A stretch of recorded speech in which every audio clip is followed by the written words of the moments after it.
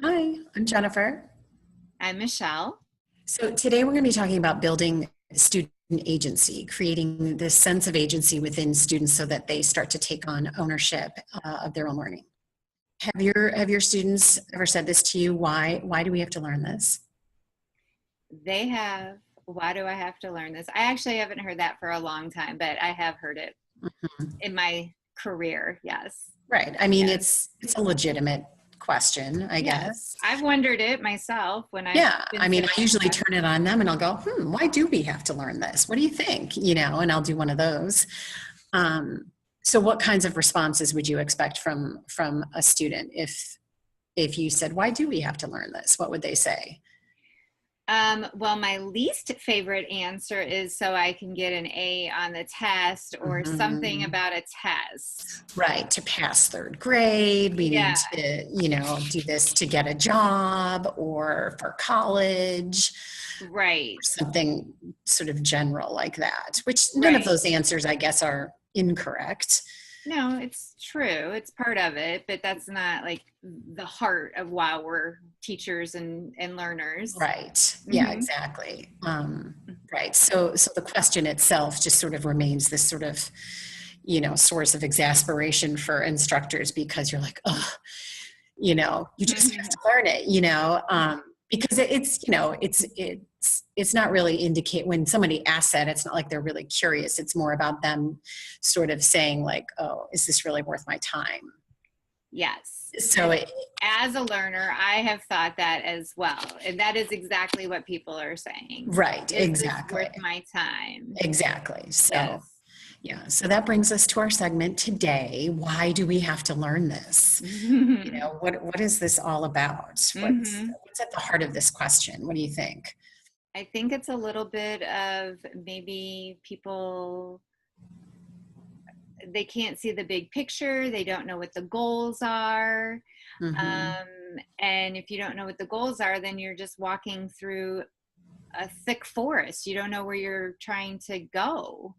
Right. It Mhm. has to do with this idea of agency, this ownership that kids have over their own learning and like their willingness to like engage in something and kind of work through any challenges that might come up. And how do you build that? I think there was a time where people thought you were just born with that sort of, taking initiative or drive. It's not something that can be developed. No, it needs to be developed. Yes. Exactly. Yes.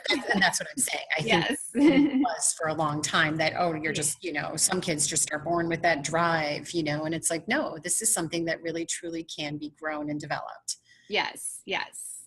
Just like any other kind of character trait, like perseverance, that can be taught. Exactly. Yes. Yes, right. Hmm. And why is this so important? Why is agency important to have in the classroom? The So, research mhm. the research that's out there says there's the levels of student agency in your classroom are actual predictors of success in school and even in life. Obviously the more ownership kids have over their learning, the more successful they're going to be. That makes sense. That And makes it sense. does. Yeah. So wait, let's just be clear here for a second. So agency means that students have the power and ownership over their own learning. Yes. Okay. So how do you support that in the classroom? What are some things that teachers do to really grow this and develop student agency in their classroom?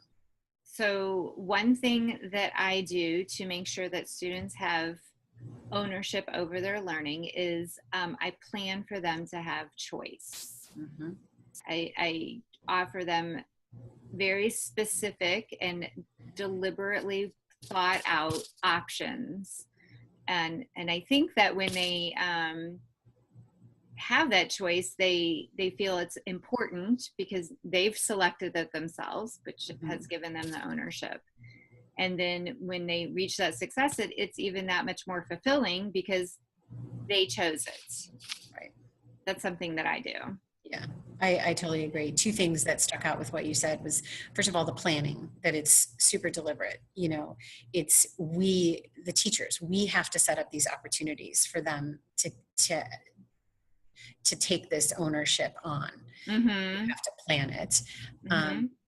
And then, you know, just the choices are a huge part of that. Those are Mm-hmm. those opportunities that can come up over and over again, giving them choices with Mm-hmm. almost everything. Mm-hmm. And there's so many different ways to give the kids choice too. Right. I mean, it could be just as something as simple as choice of seating. You know, flexible seating is something that's very, you know, Mm-hmm. Mm-hmm. big right now. But choice of demonstrating how they've mastered a concept, choice of the pacing and how things are going to unfold, the choice of what they're going to explore with topics of interest. You know, there's so many choices that you can give them throughout Yes. the day. Even the depth of how they explore. Yes.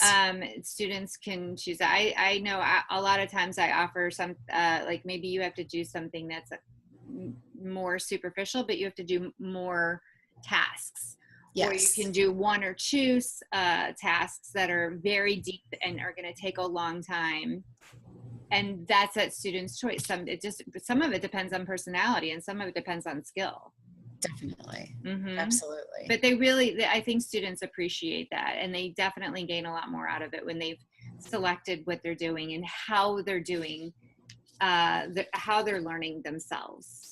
Couple of things that I try to do definitely at the beginning of the year when I'm thinking about setting up this agency and how they're going to own the classroom is I look at really two different things, the space that we're in, and then sort of the regular routines that we do over and over and over again, and giving them as much ownership as I can within the space and within some of those everyday routines. I think there's a misconception, especially with new teachers, that you know, student-centered classrooms have to have the latest gadgets, and you have to have a lot of tech, and you have to have a makerspace, and you have to have flexible seating and things like that.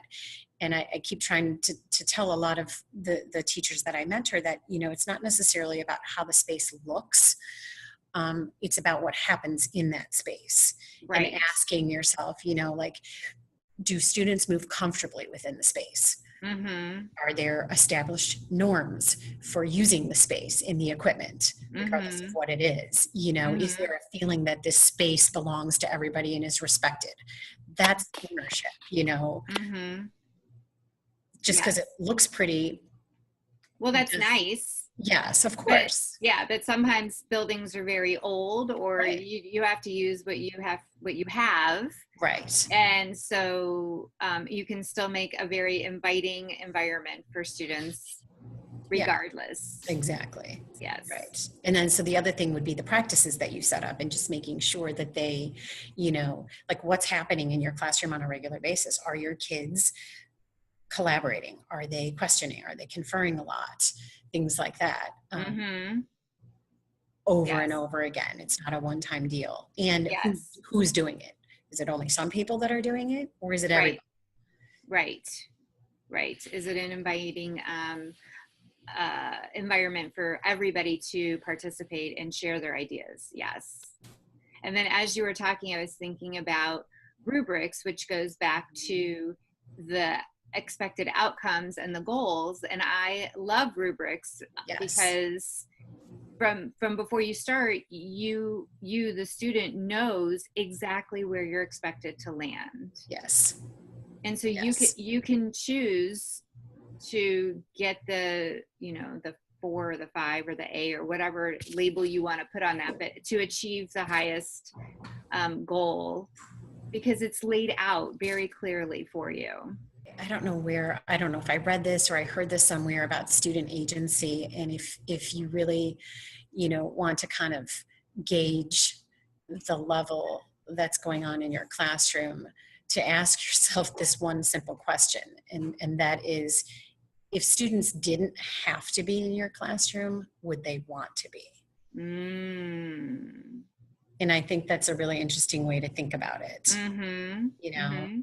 I love that, because also maybe if the answer is, I don't know, or no, you as the teacher can make adjustments to change the answer to yes. You can fix that very easily. Right. And I think A few tweaks. Mm-hmm. Yeah, and I think like a lot of the things we've been saying, like about choices, if the students have a lot of choices in your classroom, they're gonna want to be there. Yes. Yes. That reminds me of a time a few years ago. I think these kids are in high school now. A few years ago with the rubric, it was at the very beginning of me thinking about this whole thing about agency. And I even worked with the students to write the rubric. And let me tell you, their expectations of themselves was probably more rigorous than what I would have come up with by myself. But then they accomplished their goal. They demonstrated mastery of the concept, the content, the process to get there was very meaningful for them. And I know that even a few years later, a few students came up to me and they remembered that whole thing of all of it, even the actual content, not just writing the rubric together. Right. It was and that's good. because they had buy-in. Yes, From the it's because start. they had buy-in. Yes, and I will admit that at first it was tough because it was Of confusing. course. They didn't know what they were doing, and it did take a while. But then again, we did it again, and it was easier. Mhm. And since then, it's even become easier for me because I've done it so many times Mhm. as well. So yes, Yeah. it's Well, good. those are some great Yeah. things to think about. So the lesson here today, in a nutshell. You want students to answer yes. If you ask yourself, do they want to be here? The way to do this is to allow them to have voice by giving them choices, by letting students explore their interests, and just providing a lot of different opportunities for them to explore and engage. Yeah. And take ownership over their learning. It's theirs. Before we end today, do you have a goodie? Strategies that get the W? I do. I have a good one. This is one of my favorites, Four Corners. This one or not. There's lots of ways to set it up. Typically ask students to make a decision or take a stance on something. A lot of times it's like, setting up 4 corners in your room, agree, strongly, strongly disagree, whatever.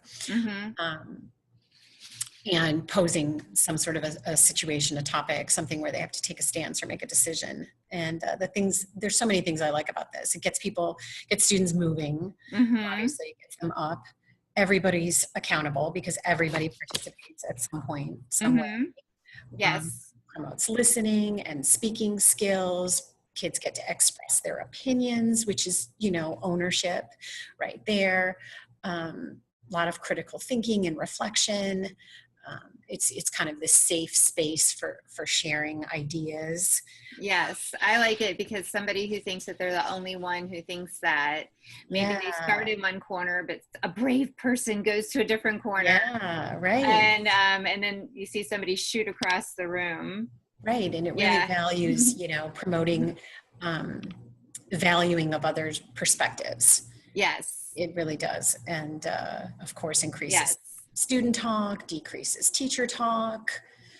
Which was a whole another podcast. Yes. That's right. So all good stuff. Very good.